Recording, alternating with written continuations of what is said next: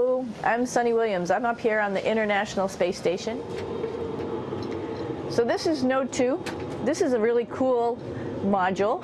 Of course, most of these modules you'll see they have 4 sides and they're put together. That way we could sort of work on a flat plane, either a wall, a floor, another wall, or the ceiling. But you know, again, all you have to do is turn yourself and your reference changes. The reason I'm bringing that up is because this is where 4 out of 6 of us sleep. And so people always ask about sleeping in space. Do you lie down? Are you in a bed?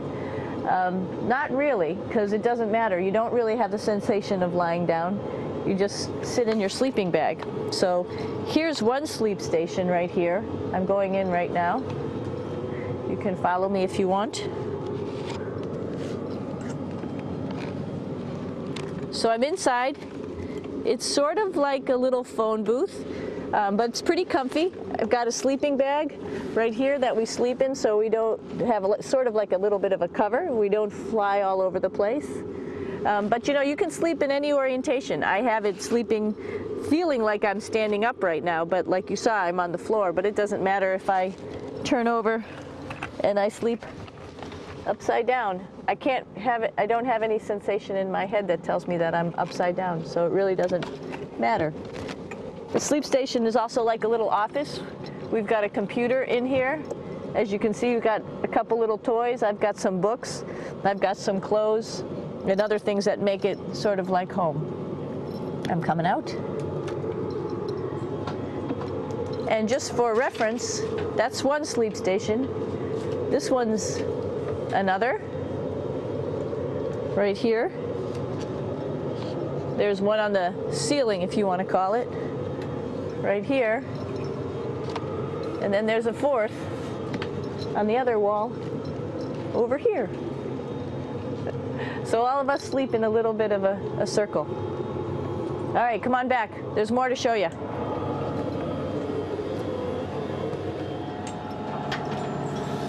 I know that there's some questions about how to use the bathroom and how do you actually live in space like normal, like at home. I mentioned real quickly about getting up in the morning and brushing your teeth and washing your face. Well, how do you do that? Well, here is the bathroom essentially. You get up in the morning and we have a little kit and it has all the essential things that you need, like your toothbrush and toothpaste and brush. See how much better the brush makes my hair look? I'm just joking. It still stands up straight. It doesn't matter where you are. It's always going to stand up straight while you're up in space. A lot of people ask about toothbrush and toothpaste. So, luckily enough, toothpaste, you can do it upside right this way, is sticky, and so it sticks to your toothbrush. No problem. Another cool thing is that water sticks to your toothbrush too. If you can see it, I'll have some water come out. And water is pretty neat up in space. It'll stick to your toothbrush and it will make a big bubble. And that's just by surface tension. And then you can drink it. So a lot of people ask about what do you do with the toothpaste after you brush your teeth.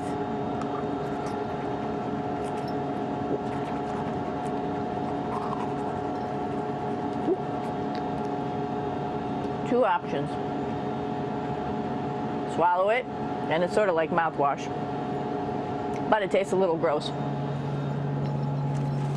Or you can just spit it out in a paper towel, and then you don't have to worry about it. Swallowing thing I wouldn't recommend at home. I'm only up here for 4 months, so it's not that bad. One of the most pressing questions about living in space, of course, is the bathroom. So let's take a look at that little piece of work. Come on in.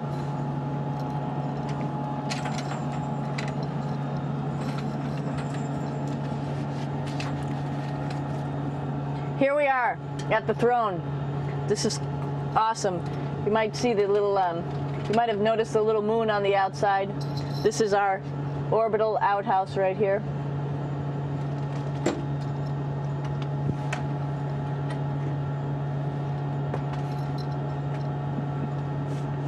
And of course, it serves for two functions.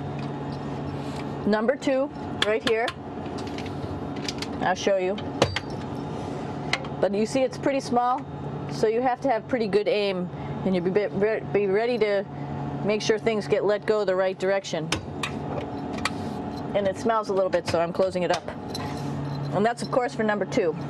And this guy right here is for number 1. So they're sort of two slightly separate functions, but you can do a little, essentially both, by hanging on right here and doing number 1 and number 2. I might add it's color coded, so you really don't get it mixed up, which is nice. This is yellows for number 1. And also there's a selection of paper. People always ask about toilet paper. What do you do with toilet paper? What kind of toilet paper do you have? We have gloves, just because sometimes it does get messy. We have some Russian wipes, which are a little bit coarse if you like the coarse type of toilet paper. We have some nice tissues, which are nice and soft if you like soft toilet paper.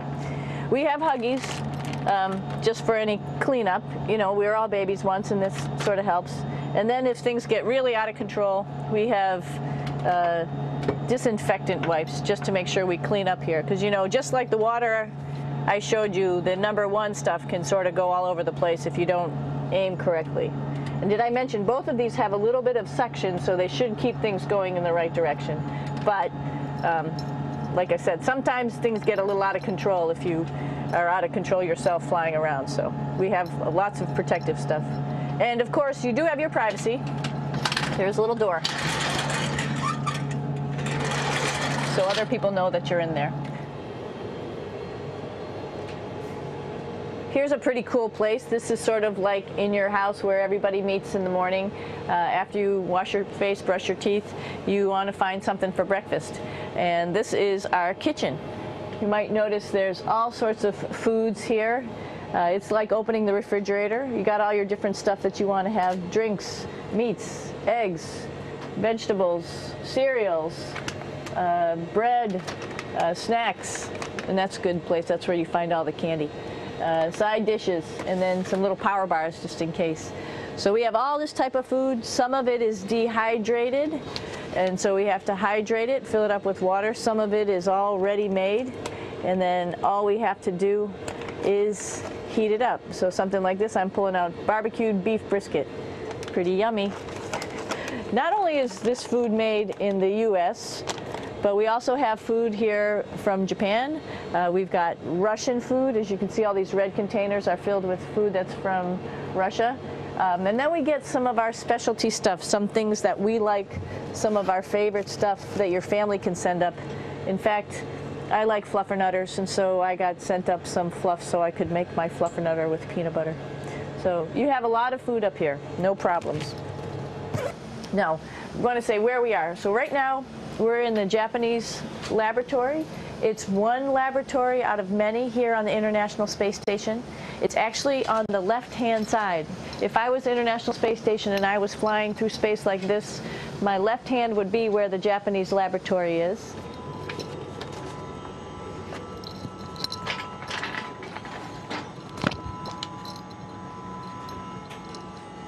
So now again, we're on the right-hand side, all the way on the right of the International Space Station. This is Columbus, the European module. It has science experiments all over. You could see it looks a little bit crowded. And here we do a lot of our medical experiments.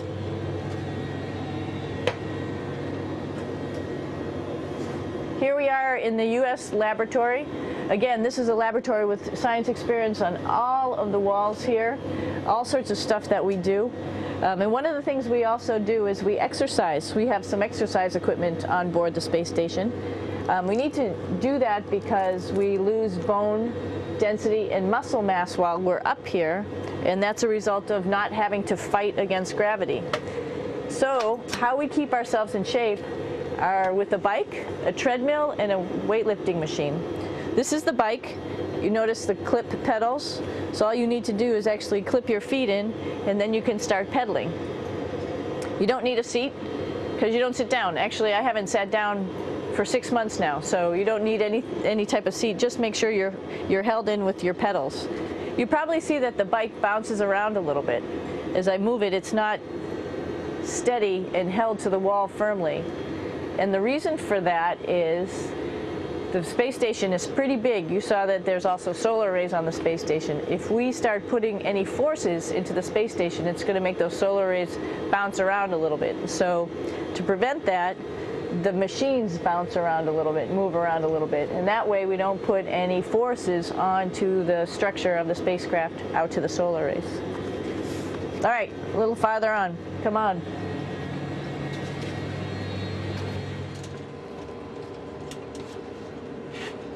I'm here with my two buddies in the airlock. Actually, these are two spacesuits that are ready, primed up to go outside, as we call it, to go do a spacewalk in case we have to do anything outside. Some of the things we do outside are just like inside, repairs. We have a lot of electrical boxes and machinery and solar arrays, in fact, that I talked about earlier, that are outside, and sometimes they don't work quite right. Remember, space is really cold and really hot, and it's also the vacuum of space with no pressure, and so some of the equipment doesn't work well all the time. So we might have to go out and do a spacewalk. Right behind me is actually the hatch that you go out into space, and right now we have it filled up with a couple other spacesuits because we've got 4 of them up here and some of our tools. But right behind here is the hatch in which you actually go right outside into the vacuum of space. The spacesuit is pretty big, as you can see. It's like being a football player. Part of the reason it's so big and bulky is because of this backside, this backpack. It's like going on a hike with a backpack, but the backpack and the suit weighs about 300 pounds. Luckily in space, nothing really weighs anything, so you don't feel that it's so heavy. But we need to have such a big suit because that guy back there is essentially the heart of the spacecraft. I call this actually a spacecraft. It has all the oxygen for you. It has all the carbon dioxide removal system for you. It also has a heating and cooling system to make sure to regulate our body temperatures while we're outside.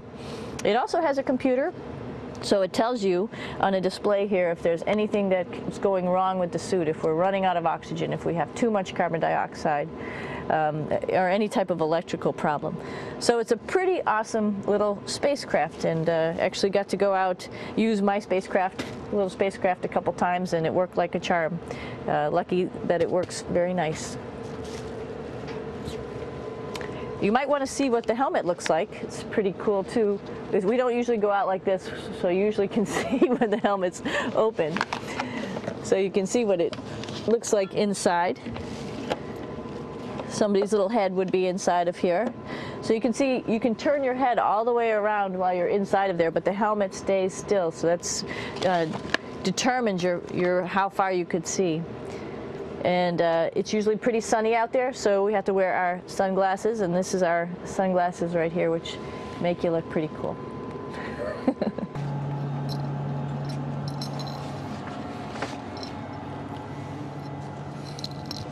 It's like a glass-bottom boat.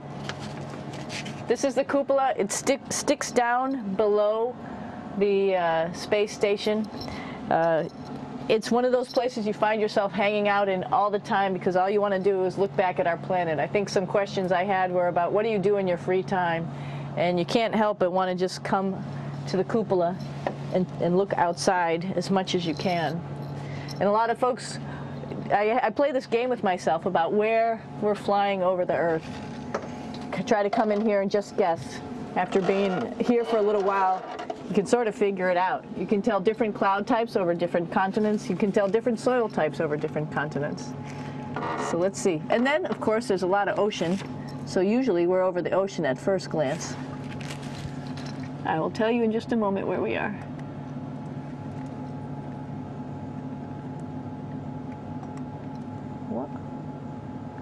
There we go. So right now we are right over Africa. It's a little bit cloudy, as you can tell. So we're right over the continent of Africa. Hey, what's that? I think that's a Soyuz spacecraft. That's the spacecraft that's taken us home to planet Earth today. Oh my gosh. We might have to go take a look at that. That's pretty cool. It's a little bit smaller than the rest of the spacecraft, the space station, so you'll see if we go there, it'll be a little bit more crammed. But we're going, you can look all the way back to the back of the spacecraft, which is where the Russian segment is, and then you could look all the way forward to the front of the spacecraft, where the Japanese laboratory, the European laboratory, and the American laboratory are, and then back to the solar arrays where we started in this morning when we were looking out the Japanese window.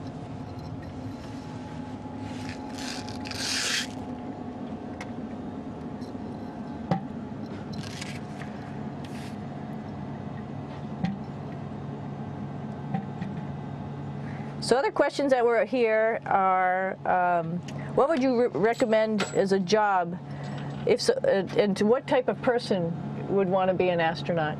I think people who would like to explore, of course people who like math and science, that's what this is all about. We have people in the office who are doctors, teachers, veterinarians, engineers, pilots, so all sorts of people become astronauts, and I think if you see it's just sort of cool, so I think people who like to do a little adventure and like to do cool stuff probably usually become astronauts.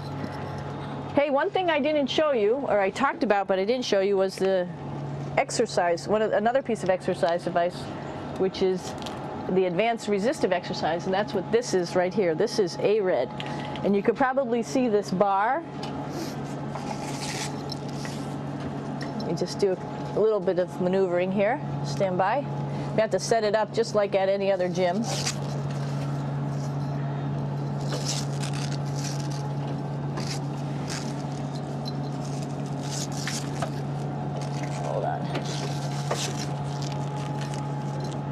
Show you how this works.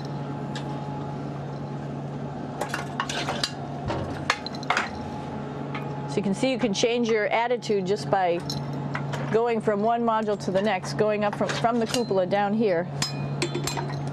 This is what we call the ARED, and with this you can lift weights based on vacuum in these cylinders, just like you do at home at a gym. For example, if I wanted to do a squat, I could do it like this. Oops. I should need some weight on this thing. I'm not lifting with anything, so it's too easy. One of the cool things you could do things that you can't do at home. For example, single leg squats with just one leg, because the other leg, you won't fall over. So all sorts of stuff. You can also do bench press. We have a bench that we could add on here, so you can work on your beach muscles.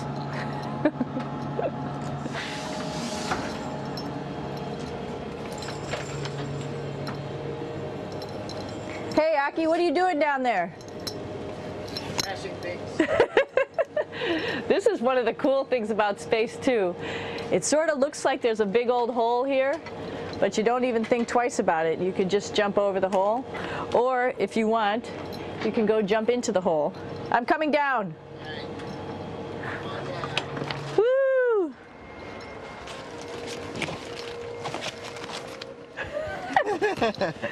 Then you can come right back up again, like Superman. Woo!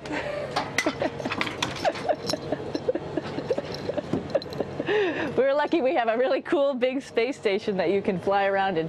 That's actually called the PMM. You might have saw it out the window. It's a big silver canister. What's really great about that is it's essentially our closet in our pantry, or whatever you want to call it. We have extra food down there, we have extra clothes, we actually throw the trash out down there.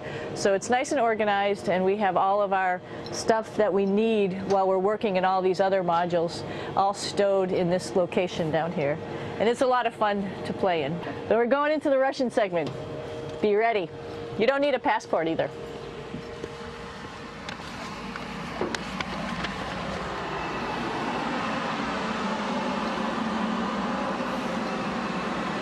It goes a lot farther back than this. We'll go take a trip and say hello to the boys down there in just a minute.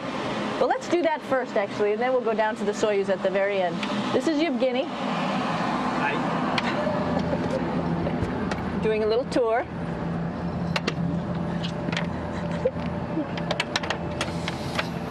This is the FGB, and what's cool about this module, it is actually the very first piece of the space station that came up in 1998. The space station has been around for about now manned for 12 years, but it's been up in space for about 14 years. And this was the very first. It is like the Russians' PMM. It has a lot of storage, as you can see.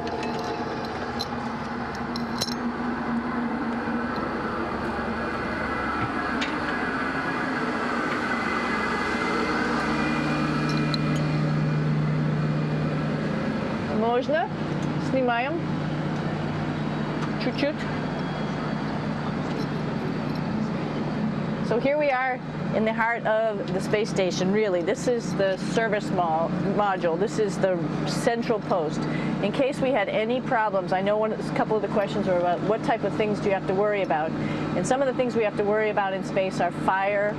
If we had a fire, if we had a depressurization, like we were hit by a micrometeorite and it made a hole, or if we had some type of toxic atmosphere. We use ammonia for our radiator, so there is a possibility that ammonia could come into the vehicle, and then it would be bad for all of us. If we have any of those problems, we come right here, which we call the central post. It is the main heart of the space station. It was also the first computers that came up here that ran the space station. And so behind this wall right here are these main computers. So we gather here as a group of 3 or 6 and then figure out how we're going to either fight the fire, patch the hole, or solve the toxic spill. And what's cool about this module, of course, it's the central post. It also has great windows right down toward Earth. It has controls to fly in visiting spacecraft if they need some assistance right here. It has Russian computers as well as American computers to help us control anything we need to on the space station. There's a couple of our crewmates back there, Oleg Novinsky on the right and Yuri Malenchenko on the left. And there's also a second bathroom here, which is really cool because 6 of us going to one bathroom is really tough. And so there's one bathroom here and one bathroom on the other side where I showed you. And you can probably see on the wall behind Oleg and Yuri some of the heroes of the space program. Sergei Korolev, who was a chief designer of putting men into space, and of course on the right-hand side, Yuri Gagarin, the first man to go into space. So just reminds us of our roots.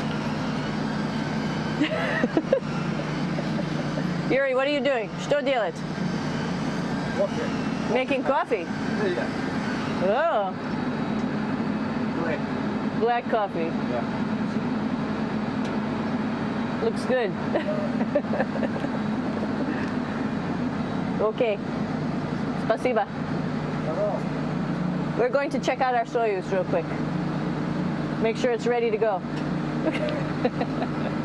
All right, back to the Soyuz.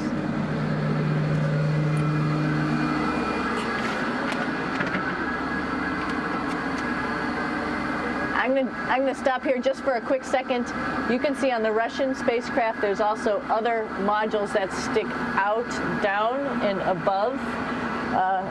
Right here is, let's see, I'm trying to be oriented. That's a place where we do spacewalks from for the Russian side. There's Russian spacesuits in here, and also a visiting vehicle which brought fruits and vegetables and becomes a trash container when we undock. Up on this side is also a future place where they're going to do spacewalks from, and connected to it is Kevin's, Oleg's, and Yevgeny's Soyuz spacecraft. And now let's go see ours. Whoa! Извините. No problem. Это пробка.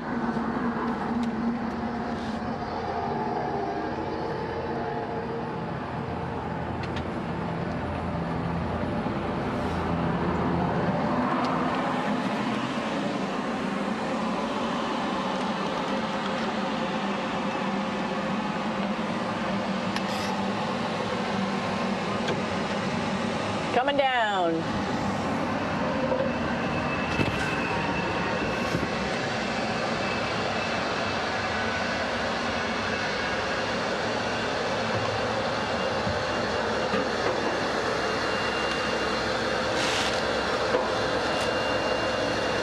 tricky getting in here.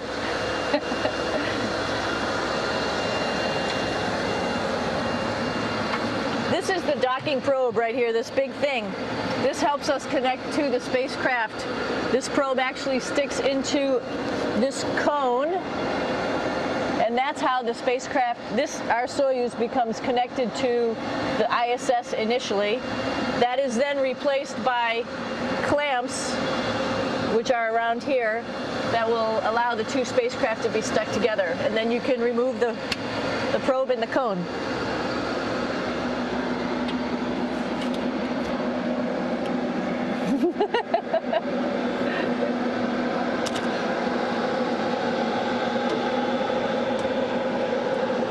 You okay? All right, so here we are in the Soyuz. This is what we call the BEO, the living compartment, Bitovoy Otsek in Russian. It also has a little bathroom. It's not as good as the other bathrooms, so we try not to use it too much. It has drinking water in it if we need something to drink. And then, of course, it's filled up with a lot of cargo for us. Bringing up and also bringing back down. It has a second purpose when it comes back to Earth. It serves as a garbage container. During the descent, we'll get rid of this area right here, and everything that's in it will just burn up as it's coming into the atmosphere, so that way we can get rid of a little bit of trash. But the main area where we were on launch and where we're going to be on descent is down here, because we're not part of the trash. So we're in a safe place. So we're in the descent module, SA. It's a little small, but you can get in.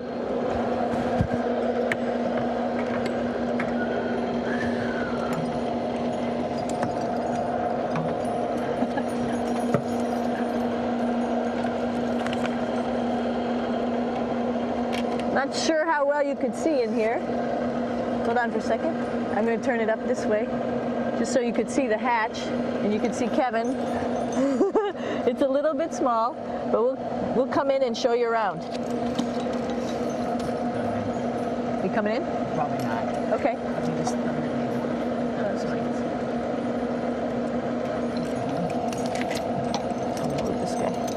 Got to move a couple things. We were just starting to get ready. We're preparing a couple days ago for our ride home.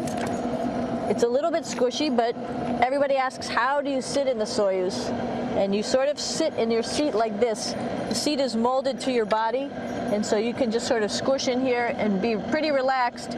Everybody has a handmade seat for them. And then, of course, there's a control panel, and that's where we do most of our actions and work right here. There's hand controllers which you can fly the vehicle with, and there's a stick right here primarily used for communications when we're trying to talk to the ground. So 3 of us fit in here. Like I said, it's a little squishy, but somehow it seems like we all managed to get in here and fit pretty well, and it's a pretty safe ride home. You're probably wondering, what's all this junk behind us? Well, it's all of our parachute, first of all, and then it's all of our survival gear, just in case we end up landing in some strange place on the planet and nobody's there to rescue us right away. We have all sorts of survival gear with us, keeping us safe in here. So they've pretty much thought of everything, and we'll be home on the planet within the next 12 hours.